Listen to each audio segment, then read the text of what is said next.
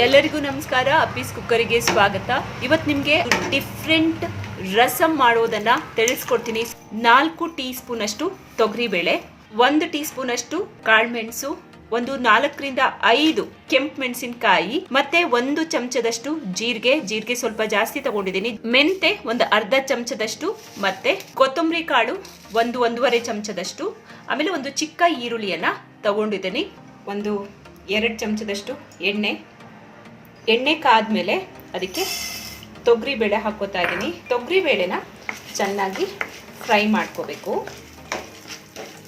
ಸಾಕು ಫ್ರೈ ಆಗಿದ್ದು. ಇದನ್ನು ನಾನು ಇವಾಗ ಒಂದು ಮಿಕ್ಸಿ ಜಾರ್ಗೆ ಹಾಕೊಳ್ತಾ ಇದ್ದೀನಿ.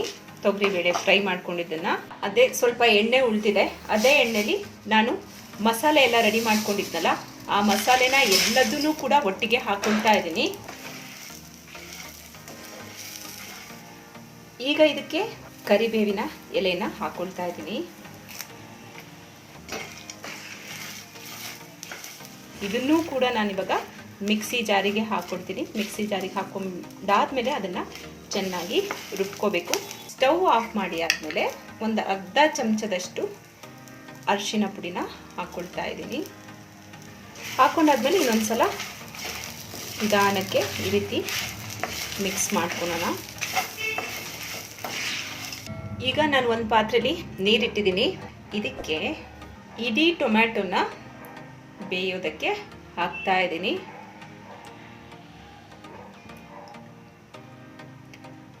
ಟೊಮ್ಯಾಟೊ ಈಗ ಚೆನ್ನಾಗಿ ಬೇಯಬೇಕು.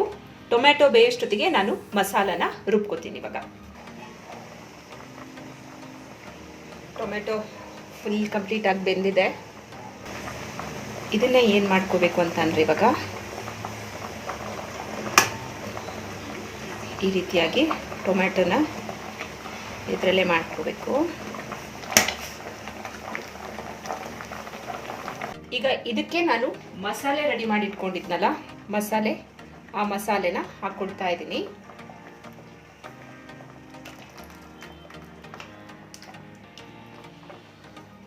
ಇದಕ್ಕೆ ಇವಾಗ ಉಪ್ಪು ಕೂಡ ಹಾಕ್ಕೊಂಡಿದ್ದೀನಿ, ಖಾರನೂ ಹಾಕ್ಕೊಂಡಿದ್ದೀನಿ.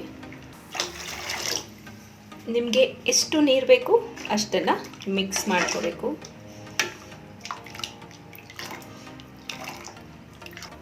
ಇದೀಗ ಚೆನ್ನಾಗಿ ಕುದಿ ಬರಬೇಕು. ಚೆನ್ನಾಗಿ ಕುದ್ದಿದೆ. ಪೆಪ್ಪರ್ ಫ್ಲೇವರ್ ಘಮ ಘಮ ಅಂತಿದೆ. ಕೊತ್ತಂಬರಿ ಸೊಪ್ಪು ಸ್ವಲ್ಪ ಹಾಕ್ಕೊಂಡಿದ್ದೀನಿ ಕಟ್ ಮಾಡಿಕೊಂಡು. ಸಾಕು ಕುದ್ದಿದ್ದು. ಸ್ಟವ್ ಆಫ್ ಮಾಡ್ತಾ ಇದ್ದೀನಿ. ಇವಾಗ ಒಂದು ಒಗ್ಗರಣೆ ರೆಡಿ ಮಾಡ್ಕೊಂಡಿದ್ದೀನಿ.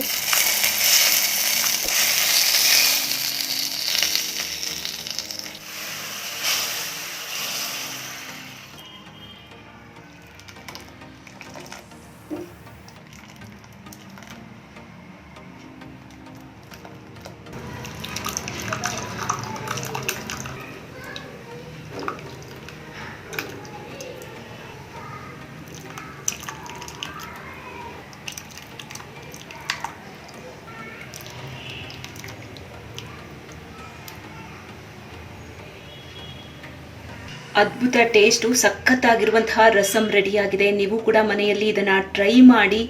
ನಿಮಗೂ ಕೂಡ ಡಿಫ್ರೆಂಟ್ ರಸಂ ಅಂತ ಅನಿಸುತ್ತೆ. ಮಾಡಿ ಕಾಮೆಂಟ್ ಬಾಕ್ಸ್ನಲ್ಲಿ ಹೇಗೆ ಬಂತು ಅನ್ನೋದನ್ನು ನನಗೆ ತಿಳಿಸ್ಕೊಡಿ. ಮತ್ತೊಂದು ವಿಡಿಯೋದೊಂದಿಗೆ ನಿಮ್ಮ ಮುಂದೆ ಮತ್ತೆ ಹಾಜರಾಗ್ತೀನಿ. ಧನ್ಯವಾದಗಳು.